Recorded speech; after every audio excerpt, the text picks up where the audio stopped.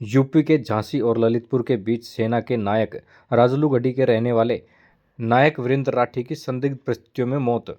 मृतक नायक वीरेंद्र राठी गन्नौर के राजलूगढ़ी का रहने वाला था, जहां राजकीय सम्मान के साथ जवान का अंतिम संस्कार किया गया। वहीं परिजनों ने गंभीर आरोप लगाए और कहना है कि पहले वीरेंद्र राठी के साथ चलती ट्रेन में कहासुनी हुई, फिर झगड़ा हुआ और फिर उसे चलती ट्रेन से फेंककर मौत के घाट उतार दिया गया। परिवार ने मामले की निष्पक्ष जांच करने की मांग की है।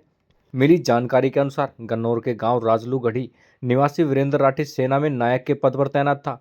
फिलहाल उत्तर प्रदेश के बरेली में उनकी तैनाती थी और सेना के किसी कोर्स से वह पंचवटी गए थे। बीती 5 दिसंबर को पंचवटी से बरेली वापस आ रहे थे। इस दौरान झांसी और ललितपुर के बीच नायक वीरेंद्र राठी की संदिग्ध परिस्थितियों में मौत हुई।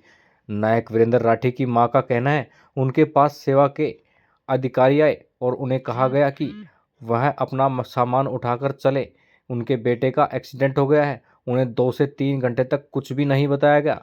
उसके बाद बताया गया कि उनका बेटा अब इस दुनिया में नहीं रहा। नायक राठी की मां का कहना है कि पहले सेना द्वारा उन्हें गुमराह किया गया। ऐसे में वह मांग करते हुए इस मामले की निष्पक्ष जांच की मांग कर रही है, क्योंकि उनके बेटे की हत्या हो गई है। वह ट्रेन से जब वापस आ रहा था तो ट्रेन में कहासुनी हुई और उसके बाद उसे ट्रेन में से फेंककर मारा गया है। परिवार इस मामले में निष्पक्ष जांच और न्याय की मांग उठा रहा है। वहीं इस मामले में वीरेंद्र राठी के भाई राजपाल का कहना है, उसका भाई सेना में नायक के पद पर यूपी के बरेली में तैनात था और पंचवटी में कोर्स के लिए गया था। 5 तारीख को वह वापस आ रहा था। इस दौरान राजधानी एक्सप्रेस में झांसी और ललितपुर के बीच उसका झगड़ा हुआ। 4 पुरुषों और 2 महिलाओं ने उसके साथ मारपीट की और उसे ट्रेन से फेंक दिया।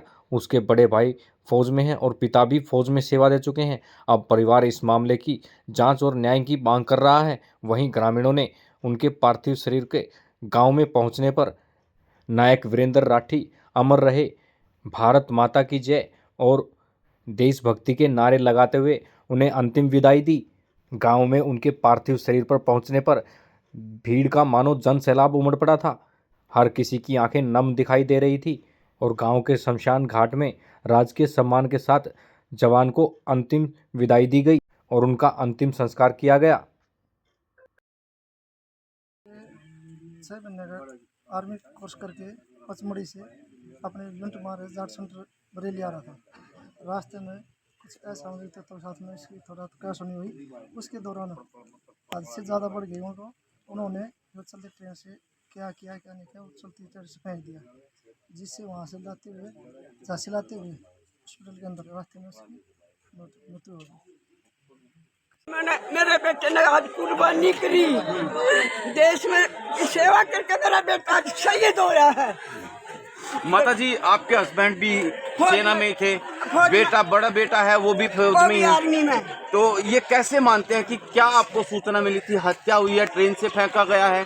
मैंने सूचना यह मिली, हाँ जी, जो एसएम साहब था सेंटर का, उनने 6 बजे घंटी दबाई। मैं उठ कर आई, मैं बच्चा के पास थी बड़े थी, उनने घंटी दबाई, मैं उठ कर सड़ पड़ाई गई।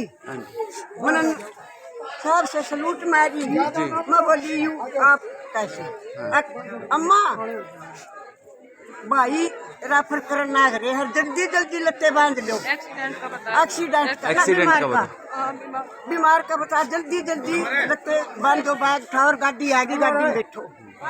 2 घंटे घुमाए फिरा कर मेरे को सही बात नहीं बताई। 2 घंटे बाद जीवनी होली अपनी करी बसावेगी बेटे। जब असम साहब ने मेरे कहा बोला, माँ तेरा बेटा नहीं है, तेरा बेटा जय हिंद जय भारत। तो देखिए कि और मेरी बहू ने 17 साल की इंसाफ मिलना चाहिए। 17 साल मोदी ने मना मिलवाओ, मेरा बेटा कुर्बानी कर गया।